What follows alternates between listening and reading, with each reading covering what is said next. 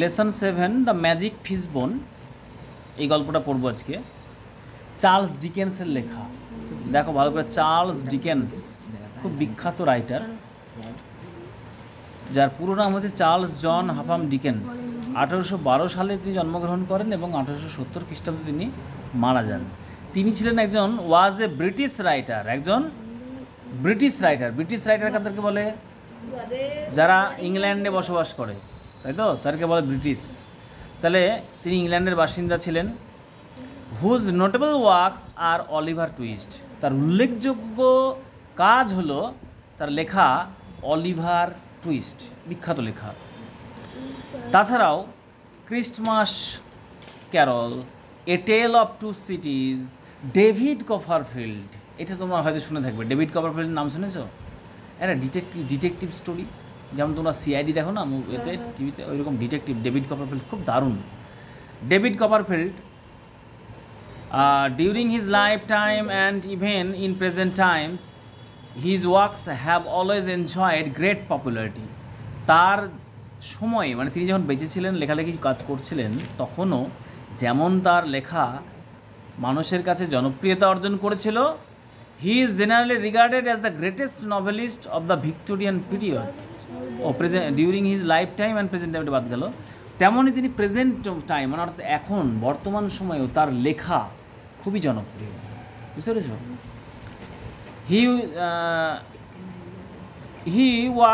His works have always enjoyed great popularity, and he is generally regarded as the greatest novelist of the Victorian period. অর্থাৎ তাকে বিখ্যাত, অর্থাৎ greatest একজন novelist বলা যায় Victorian পিরিয়ডে। নভেলিস্ট মানে কি বলতো? নভেলিস্ট মানে উপন্যাসক, যারা উপন্যাস লেখে। The present text is an adaptation from his popular short story, The Magic Fishbone. অর্থাৎ আমরা যে গল্পটা পড়তে চলেছি, সেই গল্পটা কোথা থেকে নেওয়া হয়েছে? তারই লেখা ম্যাজিক ফিশবোন থেকে, মানে একই নাম, কিন্তু সেখান থেকে এখানে অ্যাডাপ্টেশন করা হয়েছে, কিছুটা অংশ এখানটায় তুলে নেওয়া হয়েছে। দেখো, সংক্ষিপ্ত রূপ আর কি। নেক্সট, তাহলে একেবারে গল্পে চলে যাই।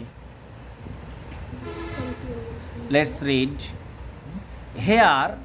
There was once a king, একটা রাজা ছিল, and he had a queen, তার একটা রানীও ছিল। They had several children, তাদের অনেকগুলো সন্তান ছিল। Alicia was the eldest, Alicia হচ্ছে সব থেকে বড়। এল্ডেস্ট মানে কি? এল্ডার, এল্ডেস্ট কোন ডিগ্রিতে আছে? এটা এল্ডেস্টটা কোন ডিগ্রিতে আছে?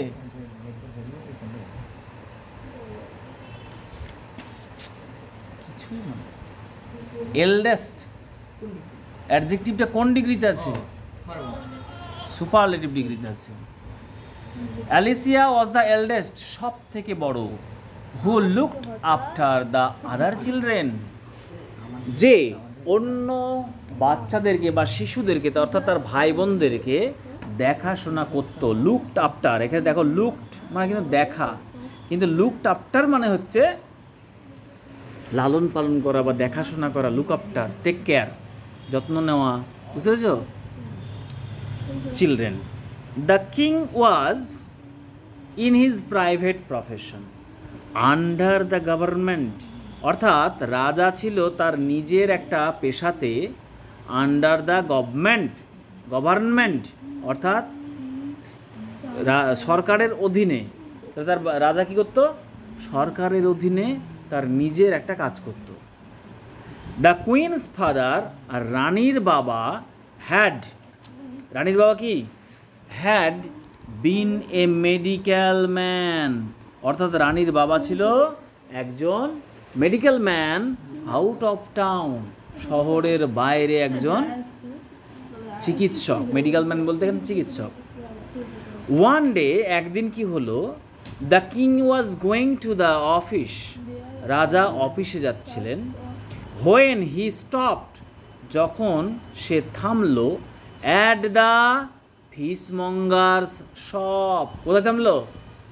অ্যাট দ্য ফিশমঙ্গার্স শপ, ফিশমঙ্গার মানে কি মাছের ব্যবসায়ী, যারা মাছ বিক্রি করে, অর্থাৎ মাছের দোকানে, শপ মানে দোকান, মাছের দোকানে সে থামলো। হি নিডেড টু বাই, তার প্রয়োজন ছিল কেনার, নিডেড মানে প্রয়োজন, হি নিডেড টু বাই, তার কেনার প্রয়োজন ছিল, কি কেনার প্রয়োজন ছিল, এ pound and a half of salmon, অর্থাৎ 1 পাউন্ড এবং হাফ পাউন্ড, মানে কি বলে 1.5 পাউন্ড, 1 পাউন্ড এবং হাফ পাউন্ড, মানে ধরে নাও 1 কেজি ও হাফ কেজি, তাহলে কত হয়, কত বলি সেটাকে আমরা 1.5 কেজি বলি, সেটাকে ইংরেজিতে বলে a pound and a half, মানে হচ্ছে 1.5 পাউন্ড। 1.5 পাউন্ড মাছ, কি মাছ, স্যালমন মাছ, which the queen had requested him, যেটা রানী তাকে অনুরোধ করেছিল, টু সেন্ড হোম, মাছটা কিনে বাড়িতে পাঠানোর জন্য অনুরোধ করেছিল, তাই মাছের দোকানে সে দাঁড়ালো।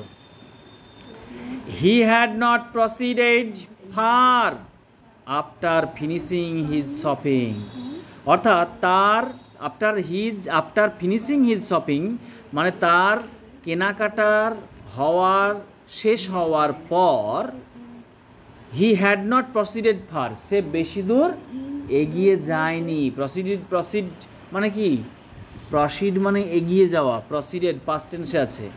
He had not proceeded far, সে বেশি দূর এগিয়ে যায়নি মাছ কেনার পর।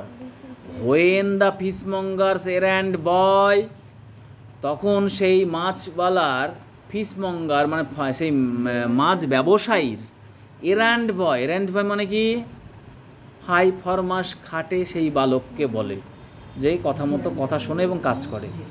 সেই বালক কেম আসলো, রানিং আফটার হিম, তার পিছন ছুটতে ছুটতে, তার পিছনে ছুটতে ছুটতে এসে বলছে, হি সেড, সে বলল, স্যার মহাশয়, you did not notice the old lady, আপনি কি বৃদ্ধ মহিলাটিকে দেখেননি, লক্ষ্য করেননি, ইন আওয়ার শপ, আমাদের দোকানে।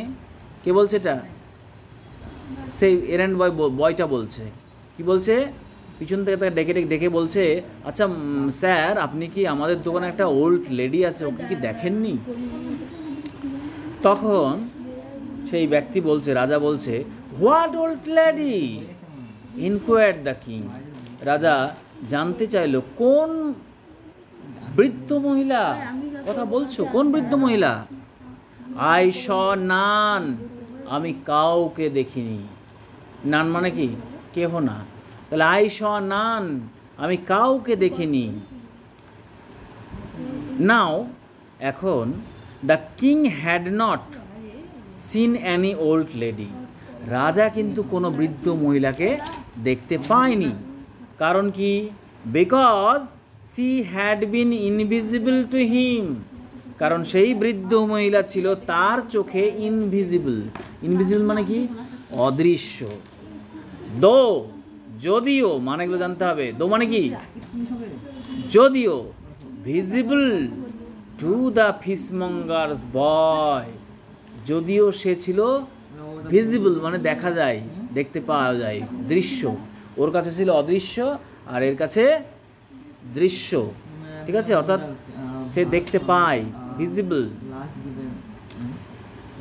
দো ভিজিবল টু দ্য ফিশমঙ্গার্স বয়, যদিও সেই মাছ ব্যবসায়ীর বালকের কাছে সে ভিজিবল, কিন্তু রাজার কাছে সে হচ্ছে ইনভিজিবল। তাই জন্য রাজা মাছ কিনে ফিরে চলে আসলেও কোনো ওল্ড লেডিকে দেখতে পেল না, বুঝতে পেরেছো? তার জন্য সেই বালকটা পিছন পিছন ছুটে গিয়ে বলছে, স্যার আপনি কি ওল্ড লেডিটাকে দেখেননি? অ্যাকচুয়ালি দেখেনি, কারণ ও অদৃশ্য, কার চোখে? রাজার চোখে। আচ্ছা এইটুকু আগে দেখে নাও, পরবর্তীতে হবে, দেখো কি আছে কোশ্চেন, সোজা, বেশ করবে, 2-3 বার পড়ো এটা।